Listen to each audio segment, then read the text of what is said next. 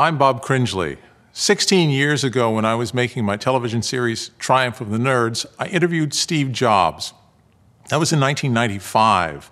10 years earlier, Steve had left Apple following a bruising struggle with John Sculley, the CEO he'd brought into the company. At the time of our interview, Steve was running Next, the niche computer company he founded after leaving Apple. Little did we know that within 18 months he would sell Next to Apple, and 6 months later, he'd be running the place. The way things work in television, we used only a part of that interview in the series, and for years we thought the interview was lost forever because the master tape went missing while being shipped from London to the US in the 1990s. Then just a few days ago, series director Paul Sen found a VHS copy of that interview in his garage. There are very few TV interviews with Steve Jobs, and almost no good ones. They rarely show the charisma, candor, and vision that this interview does. And so, to honor an amazing man, here's that interview in its entirety. Most of this has never been seen before. So, how did you get involved with personal computers? Well, I ran into my first computer when I was about 10 or 11. And it's hard to remember back then, but I'm an fossil now. I'm an old fossil. So when I was 10 or 11, it was about 30 years ago. And no one had ever seen a computer. To the extent that they'd seen them in movies, and there were these big boxes with whirring, for some reason they fixated on the tape drives as being the icon of what the computer was, or flashing lights somehow. And so nobody had ever seen one. They're very mysterious, very powerful things that did something in the background. And so to see one and actually get to use one was a real privilege back then. And I got into NASA, the Ames Research Center down here, and I got to use a time-sharing terminal. So I didn't actually see the computer, but I saw a time-sharing terminal. And in those days, again, it's hard to remember how primitive it was. There was no such thing as a computer with a graphics video display. It was literally a printer. It was a teletype printer with a keyboard on it. So you would keyboard these commands in, and then you would wait for a while, and then the thing would go and it would tell you something out. But even with that, it was still remarkable, especially for a 10-year-old, that you could write a program in BASIC, let's say, or Fortran, and actually this machine would sort of take your idea and it would sort of execute your idea and give you back some results. And if they were the results that you predicted, your program really worked. It was an incredibly thrilling experience. So I became very captivated by a computer. And a computer to me was still a little mysterious because it was at the other end of this wire, and I'd never really seen the actual computer itself. And then I got tours of computers after that and saw the insides. And then I was part of this group at Hewlett-Packard. When I was 12, I called up Bill Hewlett, who lived in Hewlett-Packard at the time. And again, this dates me, but there was no such thing as an unlisted telephone number then, so I could just look in the book and look his name up. And he answered the phone, and I said, "Hi, my name's Steve Jobs. You don't know me, but I'm 12 years old, and I'm building a frequency counter, and I'd like some spare parts." And so he talked to me for about 20 minutes. I'll never forget it as long as I live. And he gave me the parts, but he also gave me a job working at Hewlett-Packard that summer. And I was 12 years old, and that really made a remarkable influence on me. Hewlett-Packard was really the only company I'd ever seen in my life at that age, and it formed my view of what a company was and how well they treated their employees. You know, at that time, I mean, they didn't know about cholesterol back then, but at that time they used to bring a big cart full of donuts and coffee out at 10 o'clock every morning. Everybody take a coffee and donut break, and just little things like that.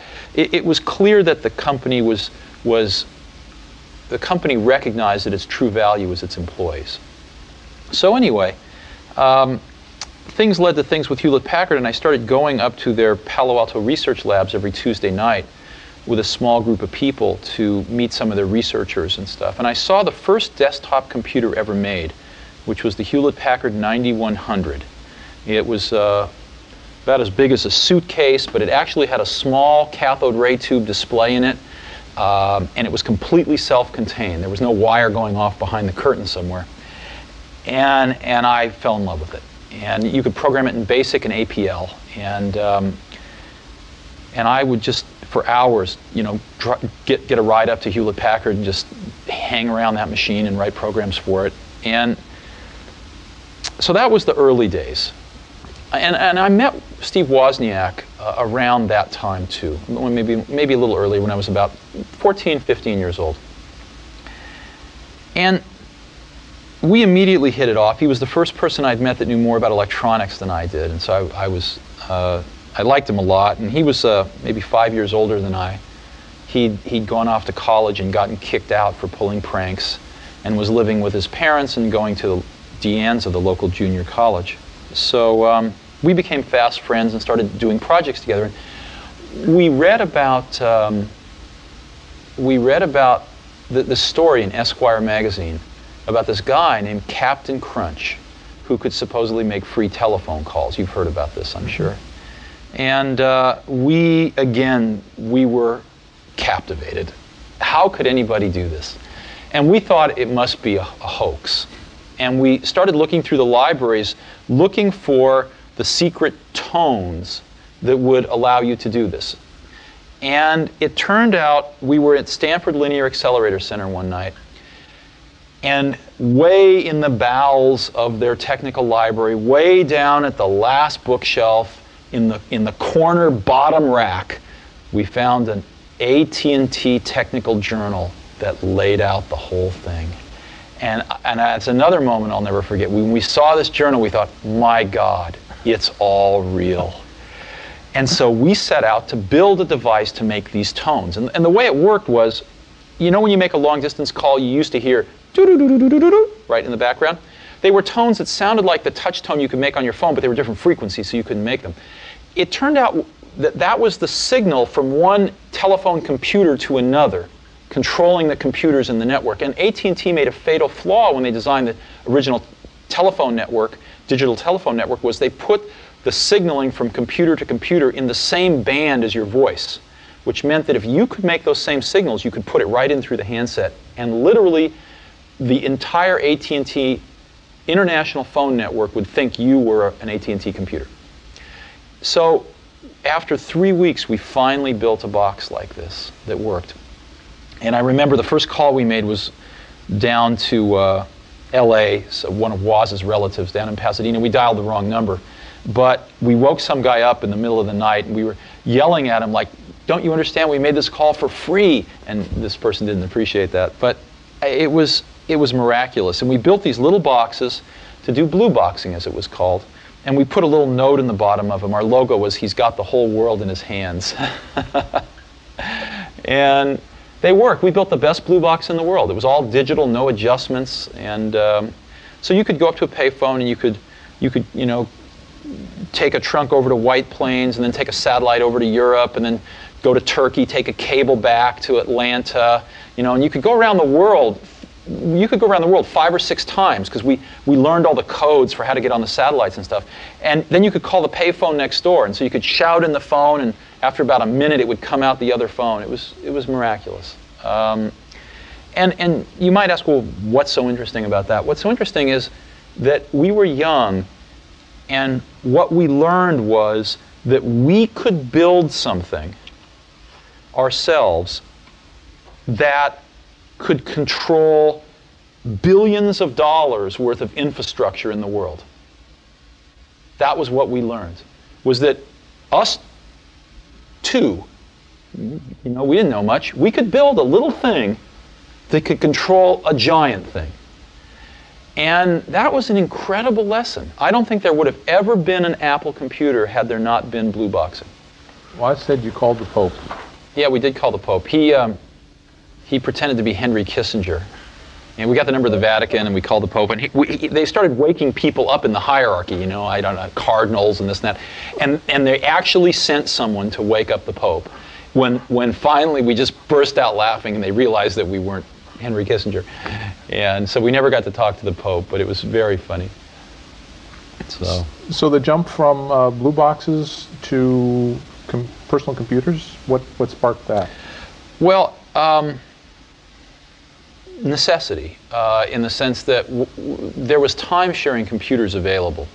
And there was a time-sharing company in Mountain View that we could get free time on.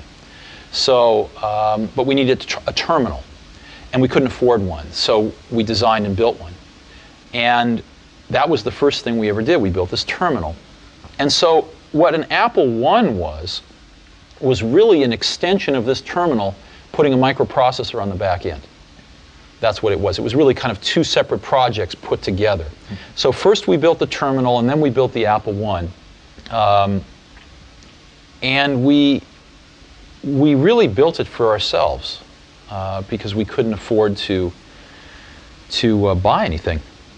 And we'd scavenge parts here and there and stuff. And we build these all by hand. I mean, they'd take, 40 to 80 hours to build one, and then they'd always be breaking because there's all these tiny little wires. And so it turned out a lot of our friends wanted to build them too. And although they could scavenge most of the parts as well, they didn't have the sort of skills to build them that we had acquired by training ourselves through building them. And so we ended up helping them build most of their computers, and it was really taking up all of our time. And we thought, if we could make what's called a printed circuit board, which is a piece of fiberglass with copper on both sides that's etched to form the wires so that you could build a computer, you could build an Apple I in a few hours instead of 40 hours. If we only had one of those, we could sell them to all our friends for as much as it cost us to make them and make our money back, and everybody be happy, and we'd say, we get a life again. So we did that. I sold my Volkswagen bus, and Steve sold his calculator, and we got enough money to pay a friend of ours to make the artwork to make a printed circuit board. And we made some printed circuit boards, and we sold some to our friends. And I was trying to sell the rest of them so that we could get our microbus and calculator back. And I walked into the first computer store in the world, which was the Byte Shop of Mountain View, I think, on El Camino. It metamorphosized into an adult bookstore a few years later. But at this point, it was the Byte Shop. And the person that ran that, I think his name was Paul Terrell, he said, I'll take 50 of those. I said, this is great. He said, but I want them fully assembled. We'd never thought of this before. So we then kicked this around. We thought, why not? Why not try this? And so I spent the next several days on the phone talking with electronics parts distributors. We didn't know what we were doing. And we said, look, here's the parts we need. We figured we'd buy 100 sets of parts, build 50, sell them to the Byte Shop for twice what it cost us to build them, therefore paying for the whole 100, and then we'd have 50 left, and we could make our profits by selling those. So we convinced these distributors to give us the parts on net 30 days credit. We had no idea what that meant. Net 30, sure, sign here. And so we had 30 days to pay them.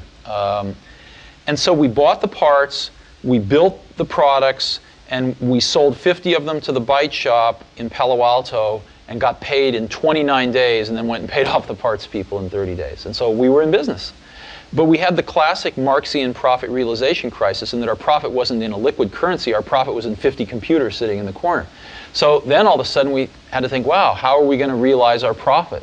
And so we started thinking about distribution. Are there any other computer stores? And we started calling the other computer stores that we'd heard of across the country, and we just kind of eased into business that way. The third key figure in the creation of Apple was former Intel executive Mike Markkula. I asked Steve how he came aboard. We were designing the Apple II, and we really had some much higher ambitions for the Apple II. Woz's ambitions were he wanted to add color graphics. My ambition was that it was very clear to me that while there were a bunch of hardware hobbyists that could assemble their own computers, or at least take our board and add the transformers for the power supply and the case and the keyboard and go get et cetera, go get the rest of the stuff. For every one of those, there were 1,000 people that couldn't do that but wanted to mess around with programming. Software hobbyists. Just like I had been when I was, 10, discovering that computer.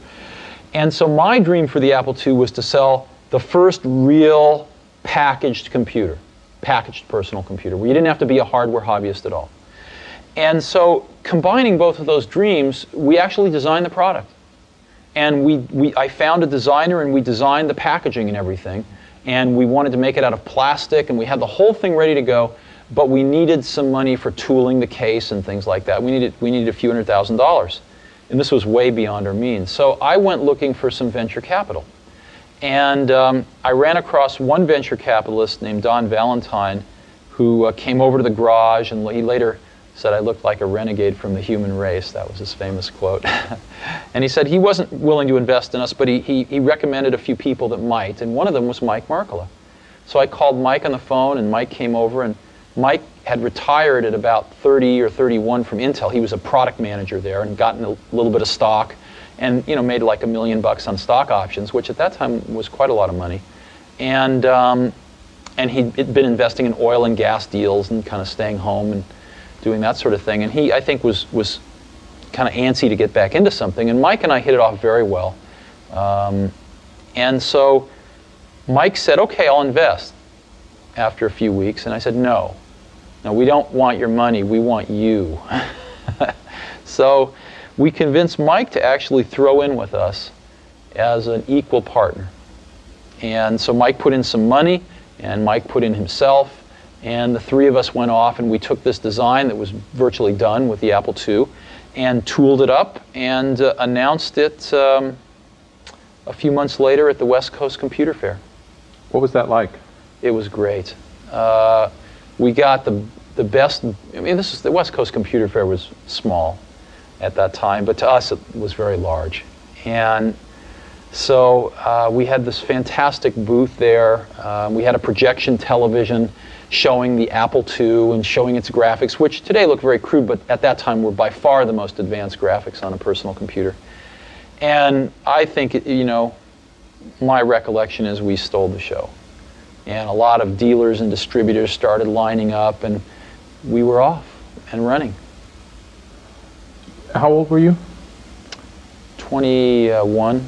21. Yeah. You're 21. You're a big success. You just sort of done it by the seat of your pants. You don't have any particular training in this.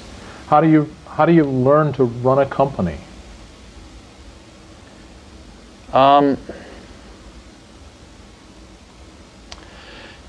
Throughout the years in business, I found something, which was I'd always ask why you do things. And the answers you invariably get are, oh, that's just the way it's done. Nobody knows why they do what they do. Nobody thinks about things very deeply in business. That's what I found. I'll give you an example. When we were building our Apple I's in the garage, we knew exactly what they cost. When we got into a factory in the Apple II days, the accounting had this notion of a standard cost, where you'd kind of set a standard cost, and then at the end of a quarter, you'd adjust it with a variance. And I kept asking, well, why do we do this? And the answer was, well, that's just the way it's done. And after about 6 months of digging into this, what I realized was the reason you do it is because you don't really have good enough controls to know how much it costs, so you guess, and then you fix your guess at the end of the quarter. And the reason you don't know how much it costs is because your information systems aren't good enough. So, but nobody said it that way. And so later on, when we designed this automated factory for Macintosh, we were able to get rid of a lot of these antiquated concepts and know exactly what something cost to the second. So in business, a lot of things are, I call it folklore. They're done because they were done yesterday and the day before. And so what that means is if you're willing to sort of ask a lot of questions and think about things and work really hard, you can learn business pretty fast. It's not the hardest thing in the world. It's not rocket science. It's not rocket science, no. Now, when you were first coming in contact with these computers, inventing them, and before that working on the HP 9100, we talk about writing programs. Mm-hmm. What sort of programs? What do people actually do with these things? See, what we did with them, well, I'll give you a simple example. When we were designing our Blue Box, we wrote a lot of custom programs to help us design it. and to do a lot of the dog work for us in terms of calculating master frequencies with subdivisors to get other frequencies and things like that. We used the computer quite a bit to calculate, how much error we would get in the frequencies and how much could be tolerated. So we used them in our work, but much more importantly, it had nothing to do with using them for anything practical. It had to do with using them to be a mirror of your thought process, to actually learn how to think. In other words, I think the greatest value of learning I think everybody in this country should learn how to program a computer, should learn a computer language, because it teaches you how to think. It's like going to law school. I don't think anybody should be a lawyer, but I think going to law school would actually be useful because it teaches you how to think in a certain way, in the same way that computer programming teaches you in a slightly different way how to think. And so I view computer science as a liberal art. It should be something that everybody takes a year in their life. One of the courses they take is, learning how to program. Yeah, but I learned APL, which, obviously is part of the reason why I'm going through life sideways. Well, was it you look back and consider it an enriching experience that taught you to think in a different way, or not? No, not that particularly. Okay. Not other languages, perhaps more so. Yeah. But I started with APL. Uh-huh. Obviously, the Apple II was a terrific success. Yeah. Just incredibly so. And the company grew like Topsy, and eventually went public, and you guys got really rich. What's it like to get rich? It's very interesting. I was worth about over $1 million when I was 23, and over $10 million when I was 24, and over $100 million when I was 25.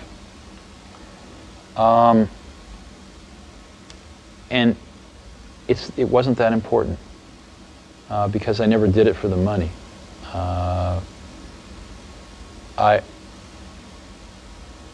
I think money is a wonderful thing because it enables you to do things. It enables you to invest in ideas that don't have a short-term payback and things like that. But especially at that point in my life, it was not the most important thing. The most important thing was the company, the people, the products we were making, what we were going to enable people to do with these products. So I didn't think about it a great deal.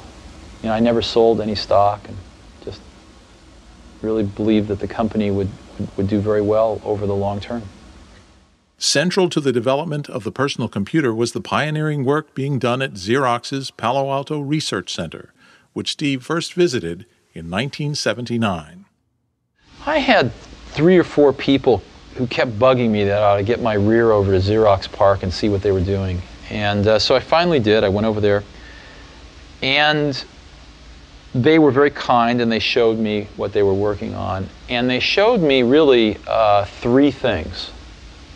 But I was so blinded by the first one that I didn't even really see the other 2.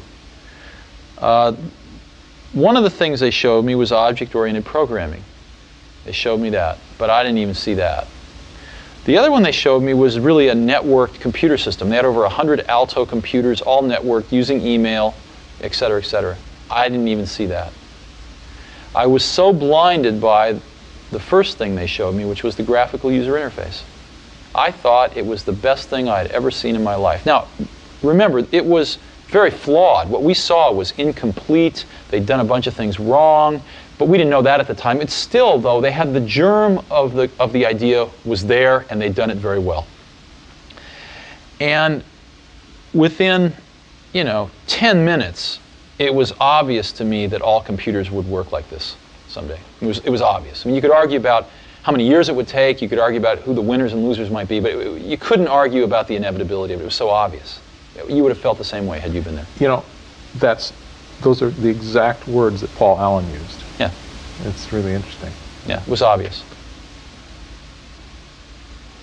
But there were two visits. You saw it, then you brought some people back with you? Yeah. And what happened the next time? They made you cool your heels for a while. No. No? Well, Adele Goldberg says otherwise. What do you mean? Well, she did the demo when Right. the group came back, and she said that she argued against doing it for 3 hours. and they took you other places and showed you other things while she was arguing. You mean they were reluctant to show us the demo? She was. Oh, yeah. Okay. Oh, I have no idea. Oh, okay. Yeah, I don't remember that. No, I thought you meant something else. So they were very skillful. Yeah. But they did show us. Yeah. So, and it's good that they showed us, because the technology crashed and burned at Xerox. And they used to call the, what's that? No, I was just... Why? Yeah, why? Oh, I actually thought a lot about that, and I learned more about that with John Scully later on, and I think I understand it now pretty well. What happens is, like with John Scully, John came from PepsiCo, and they at most would change their product, once every 10 years. I mean, to them, a new product was like a new size bottle, right? So if you were a product person, you couldn't change the course of that company very much. So who influenced the success of PepsiCo? The sales and marketing people. Therefore, they were the ones that got promoted, and therefore they were the ones that ran the company.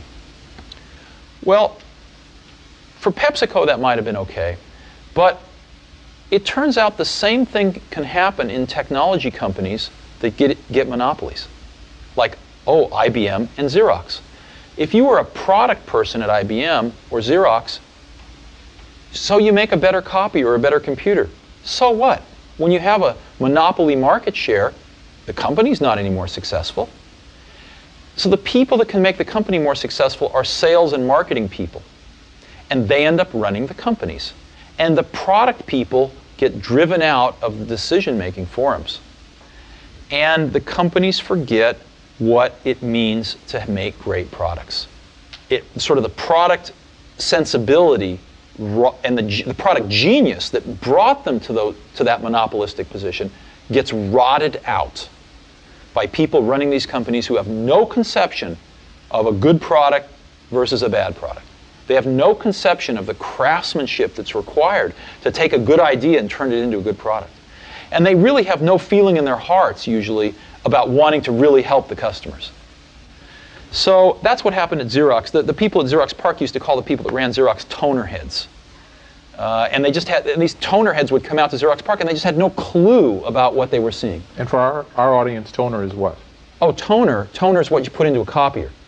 Yeah, the toner that you add to an industrial copier. The black stuff. The black stuff, yeah.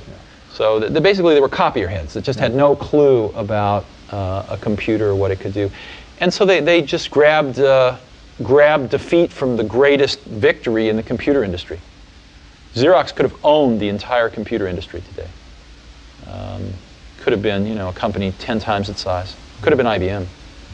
Could have been the IBM of the 90s. Could have been the Microsoft of the 90s. So, but anyway, that's all ancient history. It doesn't really matter anymore. Sure.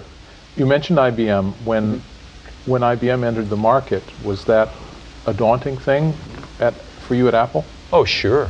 Here was Apple, a $1 billion company, and here was IBM at that time, probably about a 30-some-odd billion-dollar company entering the market. Sure it was. It was very scary. We made a very big mistake, though. IBM's first product was terrible. It was really bad. And we made a mistake of not realizing that a lot of other people had a very strong vested interest in helping IBM make it better. So if it had just been up to IBM, they would have crashed and burned. But IBM did have, I think, a genius in their approach, which was to have a lot of other people have a vested interest in their success. And that's what saved them in the end. So you came back from visiting Xerox PARC with a vision. Mm-hmm. And how did you implement the vision? Well, I got our best people together and started to get them working on this. The problem was that we'd hired a bunch of people from Hewlett-Packard. And they didn't get this idea. They didn't get it. I remember having dramatic arguments with some of these people who thought the coolest thing in user interface was soft keys at the bottom of a screen, They had no concept of proportionally spaced fonts, no concept of a mouse. Matter of fact, I remember arguing with these folks, people screaming at me that it would take us 5 years to engineer a mouse and it would cost $300 to build. And I finally got fed up. I just went outside and found David Kelly Design and asked him to design me a mouse, and in 90 days we had a mouse we could build for $15 that was phenomenally reliable. So I found that, in a way, Apple Apple did not have the caliber of people that was necessary to seize this idea in many ways. And there was a core team that did, but there was a larger team that mostly had come from Hewlett-Packard that didn't have a clue. Well, it becomes this issue of professionalism. There's a dark side and a light side to it, isn't Well, there? no, you know what it is? No, it's not dark and light. It's that people get confused. Companies get confused. When they start getting bigger, they want to replicate their initial success. And a lot of them think, well, somehow there's some magic in the process of how that success was created. So they start to try to institutionalize process across the company. And before very long, people get very confused that the process is the content. And that's ultimately the downfall of IBM. IBM has the best process people in the world. They just forgot about the content. And that's what happened a little bit at Apple, too. We had a lot of people who were great at management process. They just didn't have a clue as to the content. And in my career, I found that the best people, are the ones that really understand the content, and they're a pain in the butt to manage, But you put up with it because they're so great at the content. And that's what makes great products. It's not process, it's content. So we had a little bit of that problem at Apple. And that problem eventually resulted in the Lisa, which had its moments of brilliance. In a way, it was very far ahead of its time. But there wasn't enough fundamental content understanding. Apple drifted too far away from its roots. To these Hewlett-Packard guys, $10,000 was cheap. To our market, to our distribution channels, $10,000 was impossible. So we produced a product that was a complete mismatch for the culture of our company, for the image of our company, for the distribution channels of our company, for our current customers. None of them could afford a product like that. And it failed. Now you and John Couch fought for leadership of the Lisa. Absolutely, and I lost. That's correct. How did that come about? Well, I thought Lisa was in serious trouble. I thought Lisa was going off in this very bad direction, as I've just described. And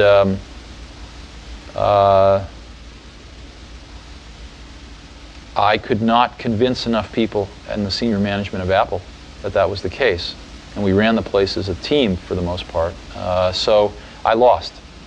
And at that point in time, I brooded for a few months. But it was not very long after that it really occurred to me that if we didn't do something here, the Apple II was running out of gas. And we needed to do something with this technology fast, or else Apple might cease to exist as the company that it was. And so I formed a small team to do the Macintosh. And we were on a mission from God, to save Apple. No one else thought so, but it turned out we were right. And as we evolved the Mac, it became very clear that this was also a way of reinventing Apple. We reinvented everything. We reinvented manufacturing. I visited probably 80 automated factories in Japan, and we built the world's first automated computer factory in the world in California here. So we adopted the 68,000 microprocessor that Lisa had. We negotiated a price that was a fifth of what Lisa was going to pay for it because we were going to use it in much higher volume. And we really started to design this product that could be sold for $1,000 called the Macintosh.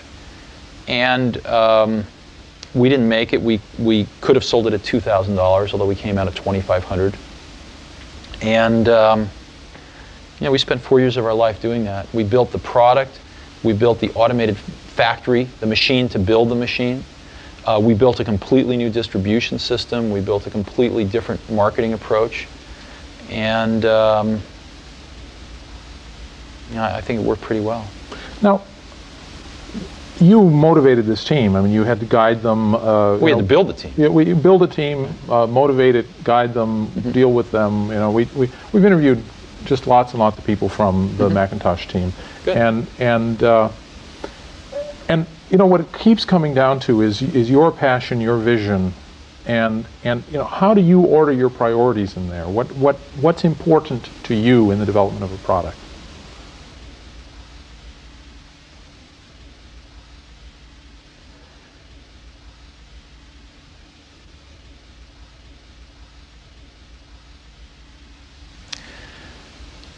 You know,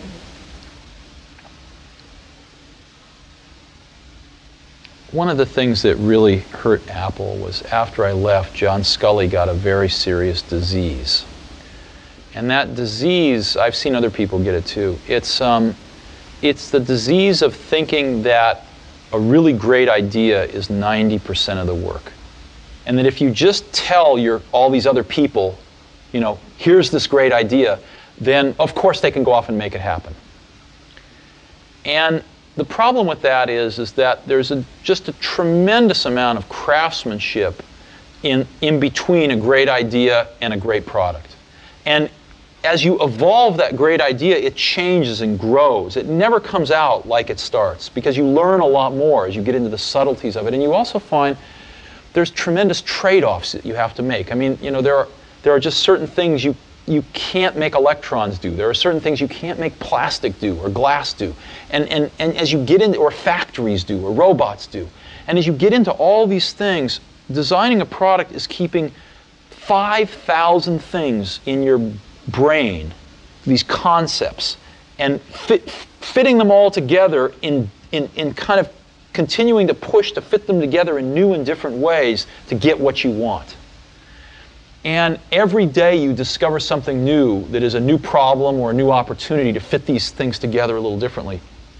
And it's that process that is the magic.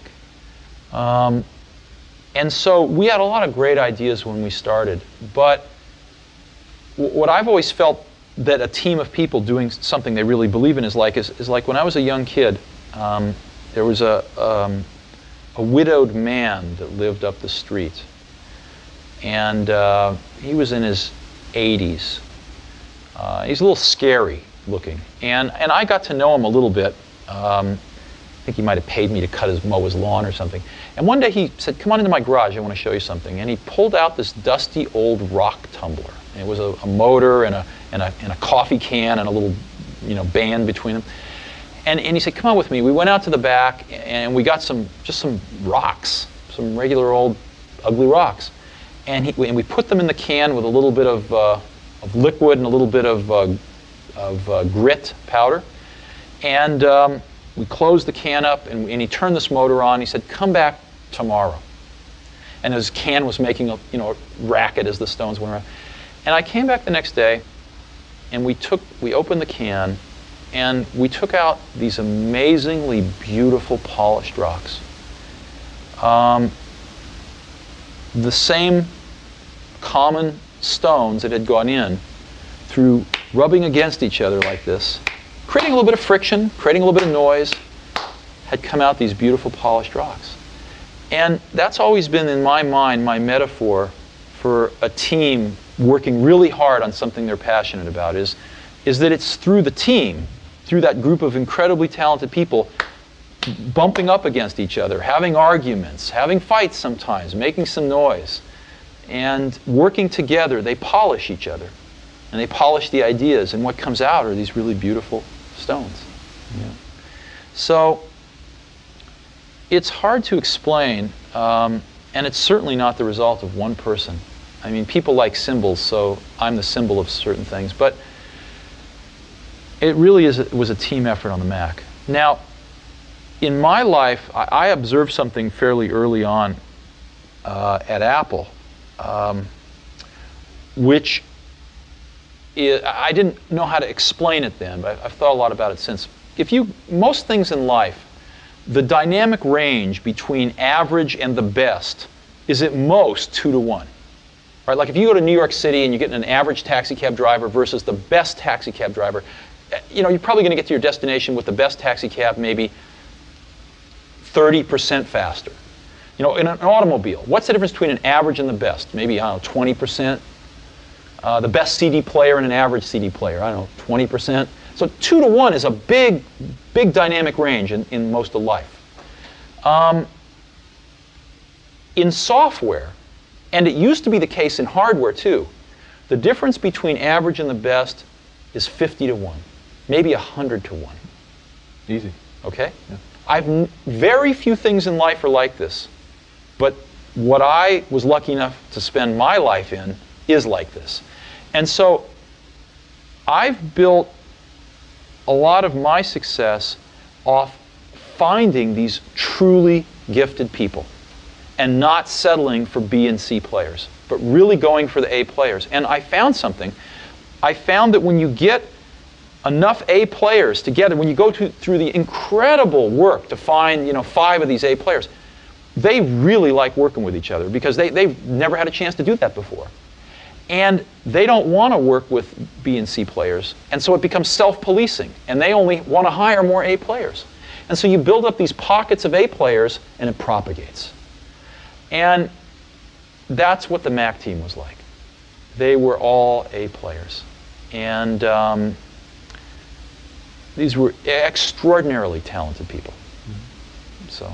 But there are also people who now say that they don't have the energy anymore to work for you. Mm-hmm. Sure. Oh, I think if you talk to a lot of people on the Mac team, they will tell you it was the hardest they've ever worked in their life. Some of them will tell you it was the happiest they've ever been in their life. But I think all of them will tell you that it is certainly one of the most intense and cherished experiences they will ever have in their life. Mm-hmm. Yeah, they did. So, it's some of those things you are not sustainable for some people. What does it mean when you tell someone their work is shit? It usually means their work is shit. Sometimes it means I think your work is shit and I'm wrong. But usually it means their work is not anywhere near good enough. We have this great quote from Bill Atkinson who says, when you say someone's work is shit, you really mean, I don't quite understand it, would you please explain it to me? No, that's not usually what I meant.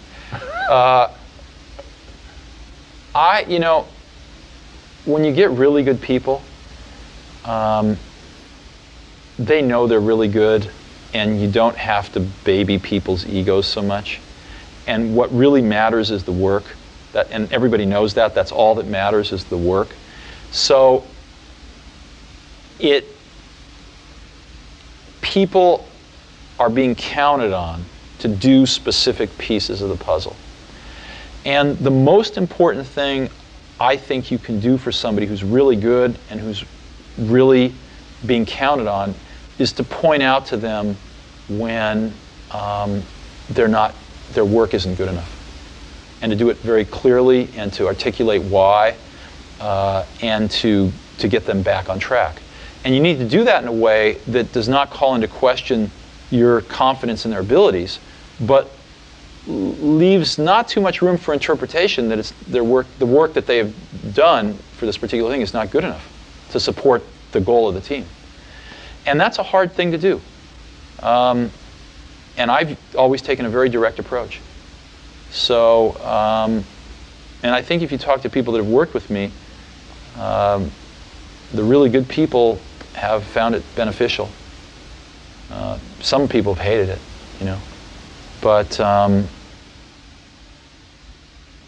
I'm also one of these people that I don't really care about being right, I just care about success.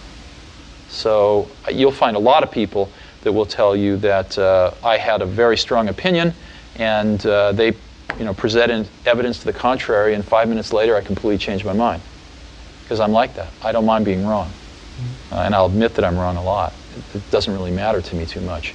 What matters to me is that we do the right thing. So how and why did Apple get into desktop publishing, which would become the Mac's killer app? I don't know if you know this, but we got the first Canon laser printer engine shipped in the United States at Apple. And we had it hooked up to a Lisa actually imaging pages before anybody. Before HP, long before Adobe. But I heard a few times people would tell me, hey, there's these guys over in this garage that left Xerox PARC, you ought to go see them. And I finally went and saw them, and I saw what they were doing, and it was better than what we were doing. And they were going to be a hardware company. They wanted to make printers and the whole thing. And so what I talked them into being a software company. And we, within 2 or 3 weeks, we had canceled our internal project. A bunch of people wanted to kill me over this, but we did it. And I had cut a deal with Adobe to use their software, and we bought 19.9% of Adobe at Apple. They needed some financing. We wanted a little bit of control. And we were off to the races. And so we got the engines from Canon. We designed the first laser printer controller at Apple. And we got the software from Adobe, and we introduced the laser writer. And no one at the company wanted to do it but a few of us in the Mac group. Everybody thought a $7,000 printer was crazy. What they didn't understand was you could share it with Apple Talk. I mean, they understood it intellectually, but they didn't understand it viscerally, because the last really expensive thing we tried to sell was Lisa. So we pushed this thing through, and I had to basically do it over a few dead bodies, but we pushed this thing through, and it was the first laser printer on the market, as you know. And you know, the rest is history. When I left Apple, Apple was the largest printer company measured by revenue in the world. Wow. It lost that distinction to Hewlett-Packard about 3-4 years after I left, unfortunately. But when I left, it was the largest printer company in the world. Did you envision desktop publishing? Was that a no-brainer? You know,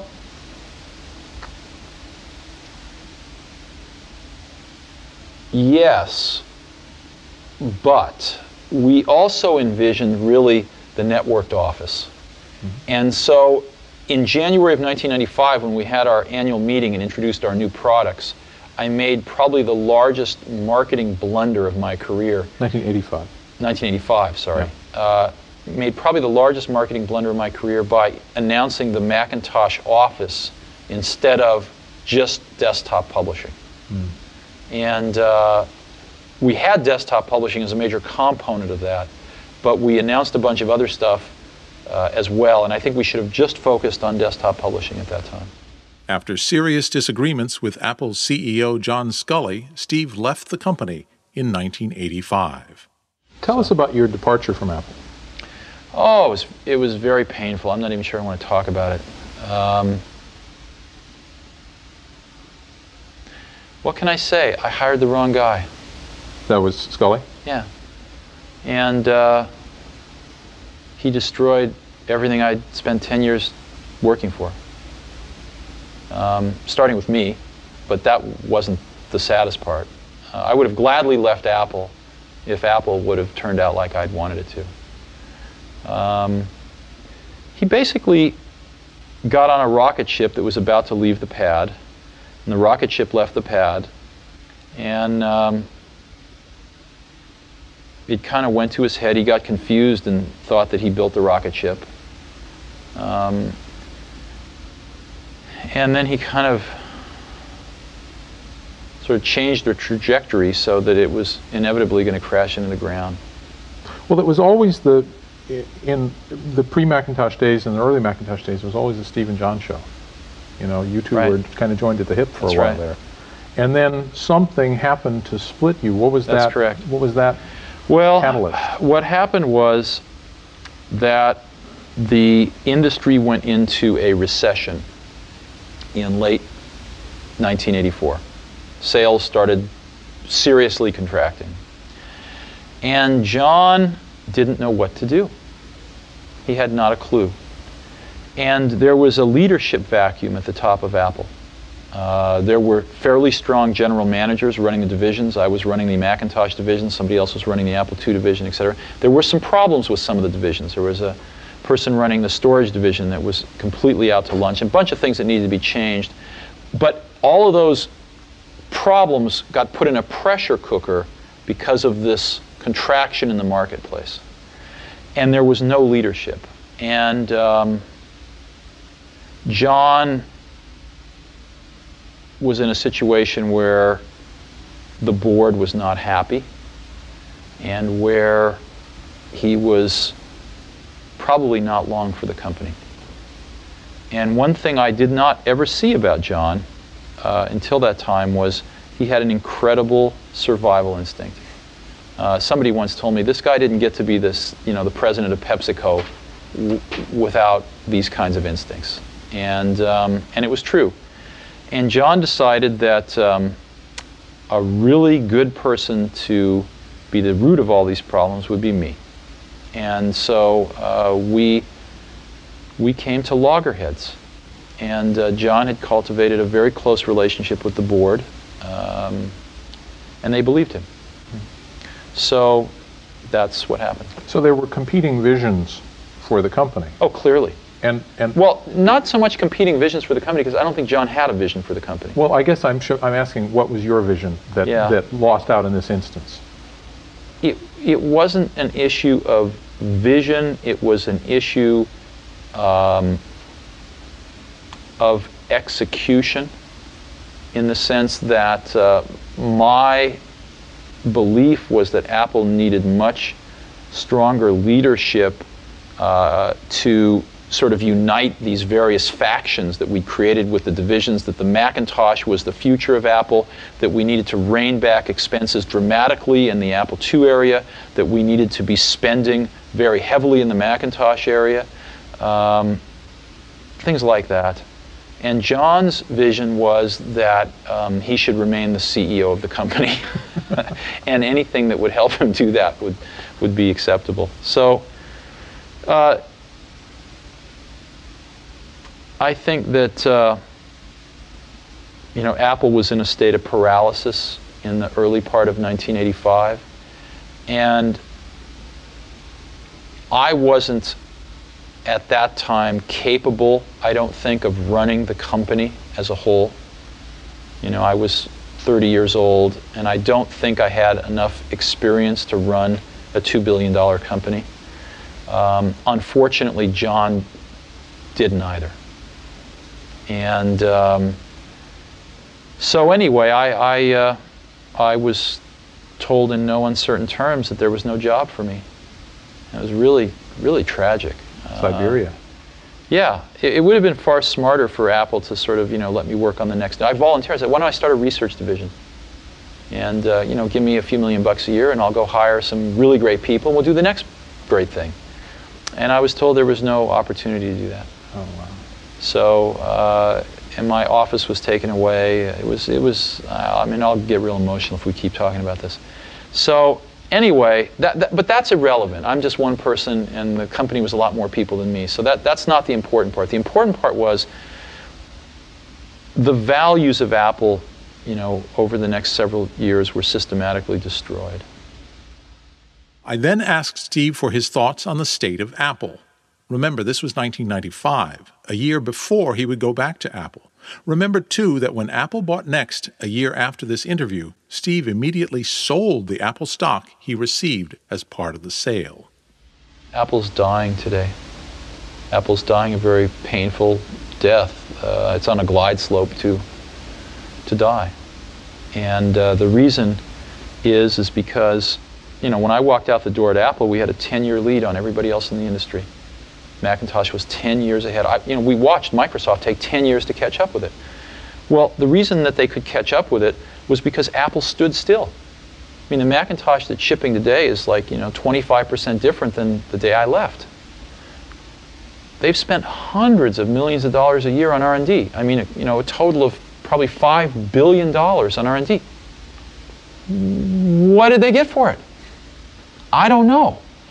But it was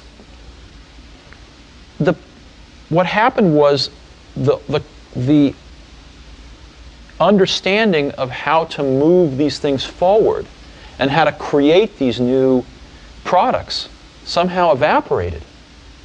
And I think a lot of the good people stuck around for a while, but there wasn't an opportunity to get together and do this because there wasn't any leadership to do that. So what's happened with Apple now is that they've fallen behind in many respects, certainly in market share. And most importantly, their differentiation has been eroded by Microsoft. And so what they have now is they have their installed base, which is not growing and which is shrinking slowly, but will provide a good revenue stream for several years. But it's a glide slope that's just going to go like this. Yeah. So it's unfortunate. And I don't really think it's reversible at this point in time. Neither do I. Well, what about Microsoft? Well, I mean, that's the juggernaut now, right? And it's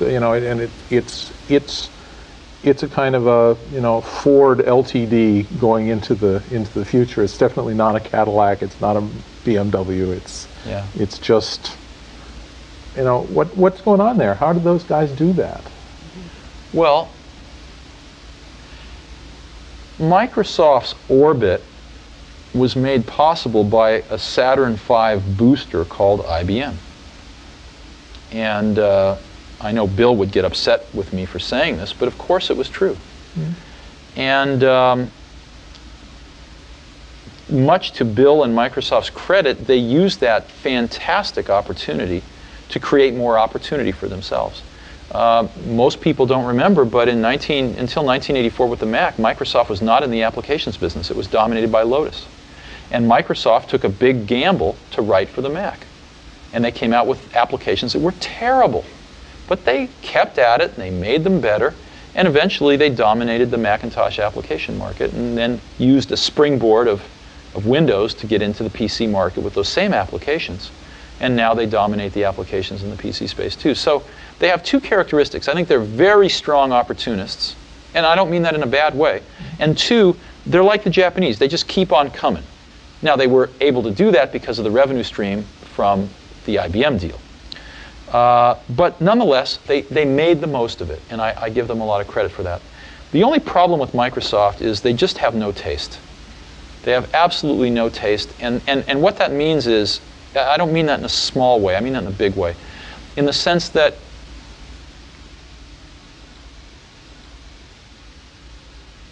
they don't think of original ideas, and they don't bring much culture into their product.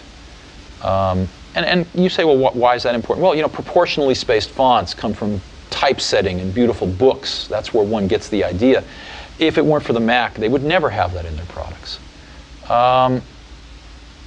And so I guess I am saddened, not by Microsoft's success. I have no problem with their success. They've earned their success, for the most part. I have a problem with the fact that they just make really third-rate products. Their products have no spirit to them. Their products have no sort of spirit of enlightenment about them. They are very pedestrian. And the sad part is that most customers don't have a lot of that spirit either. But the way that we're going to ratchet up our species is to take the best and to spread it around to everybody so that everybody grows up with better things and starts to understand the subtlety of these better things. And Microsoft's just, you know, it's McDonald's. So that's what saddens me. Not that Microsoft is one, but that Microsoft's products don't display more insight and more creativity. So what are you doing about it? Tell us about Next. Well, I'm not doing anything about it. Okay. Because Next is too small of a company to do anything about that. I'm just watching it. And there's really nothing I can do about it. Next, we talked about Next, the company Steve was running in 1995, which Apple was soon to buy. Next software would become the heart of the Mac in the form of OS X. You don't really want to hear about Next, do you? Yes, I do. You do? Okay.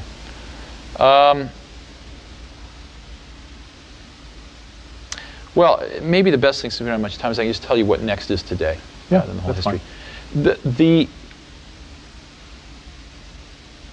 There hasn't been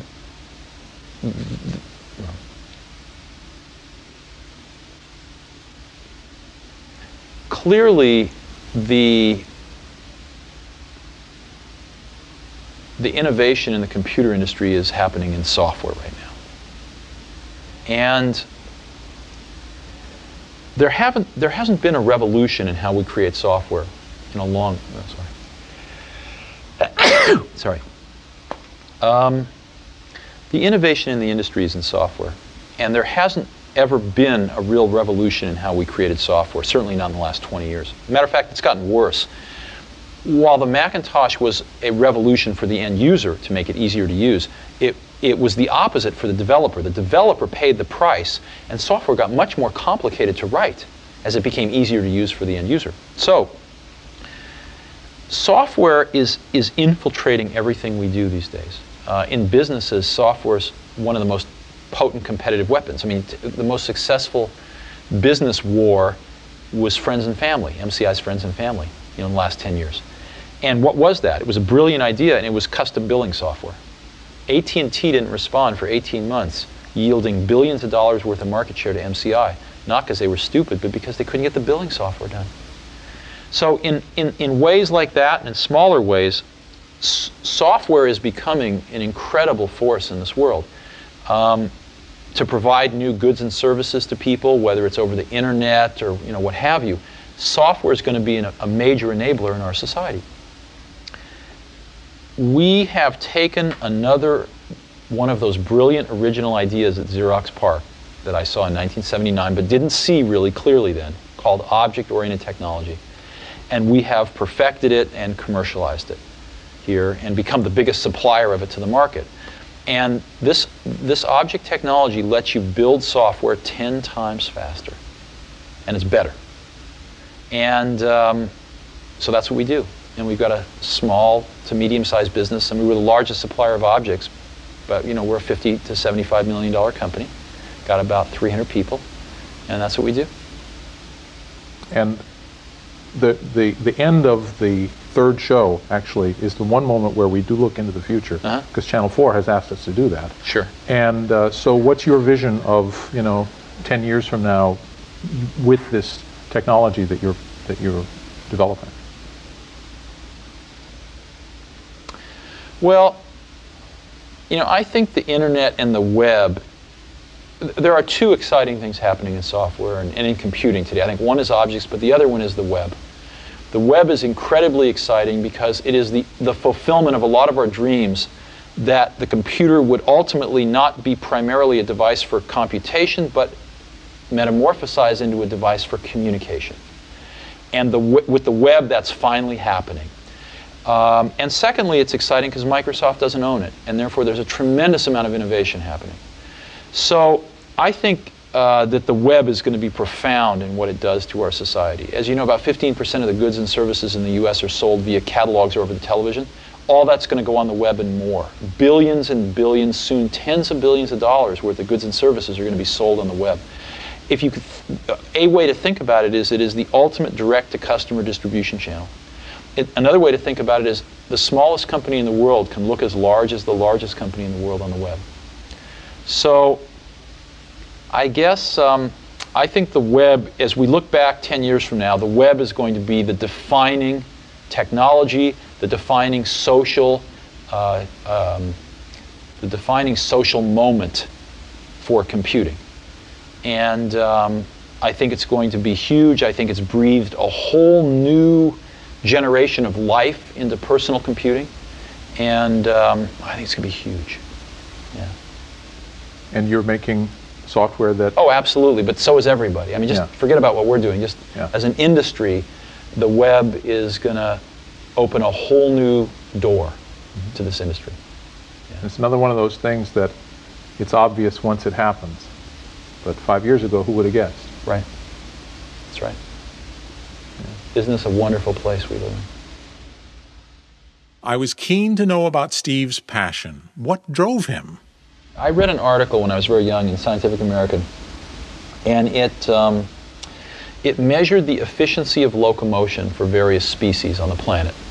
So for, bears and chimpanzees and raccoons and birds and fish, how many kilocalories per kilometer did they spend to move? And humans were measured too. And the condor won. It was the most efficient. And mankind, the crown of creation, came in with a rather unimpressive showing about a third of the way down the list. But somebody there had the brilliance to test a human riding a bicycle.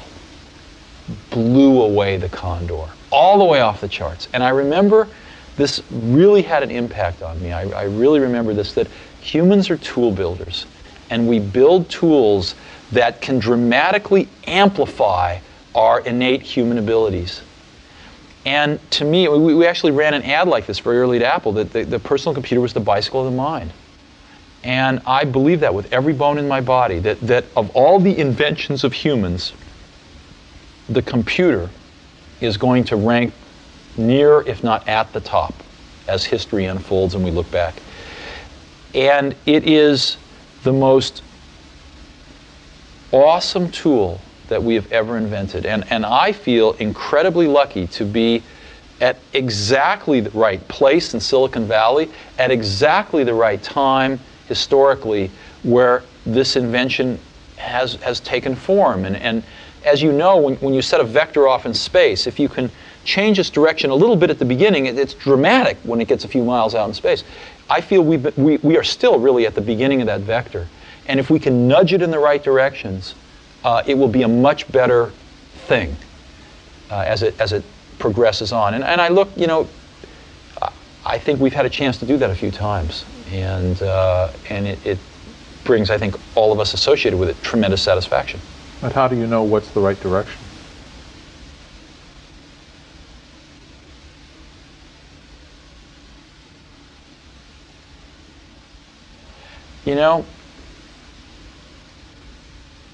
Ultimately, it comes down to taste.